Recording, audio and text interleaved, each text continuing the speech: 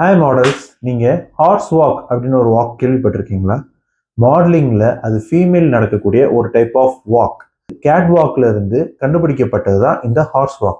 கிசேல் புன்சென் அப்படிங்கிற ஒரு Brazilian model தான் இந்த வாக்கை முத கண்டுபிடிச்சாங்க. 1996ல் இவங்க தன்னோட மாடலிங் கரியரை ஸ்டார்ட் பண்ணுறாங்க.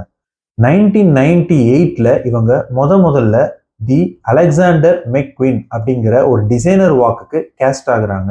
அன்னைக்கு தான் இவங்க அந்த மேஜிக்கே பண்றாங்க. எஸ், இவங்க தன்னோட முதல் ஹார்ஸ் வாக்கை நடக்கிறாங்க. இவங்க எதுக்காக அப்படி நடக்கிறாங்க அப்படின்னா, தன்னோட ஸ்கில்ல, தன்னோட ஸ்ட்ரென்த்தை, தன்னோட கான்ஃபிடென்ட்டை அந்த வாக்லயே காட்டுறாங்க. இப்படி ஒரு ஷோல, இப்படி ஒரு டிசைனர் வாக் ரவுண்ட்ல இப்படி ஒரு மாடல் நடக்கிறாங்களா, இப்படி ஒரு வாக் இருக்கா அப்படின்னு குழப்பத்துல அங்க இருக்கிறவங்க எல்லாருமே திகச்சு போய் பாக்குறாங்க. 1999ல இருந்து 2006 வரையும் இவங்க விக்டோரியா சீக்ரெட் ஏஞ்சலாவே இருந்திருக்காங்க.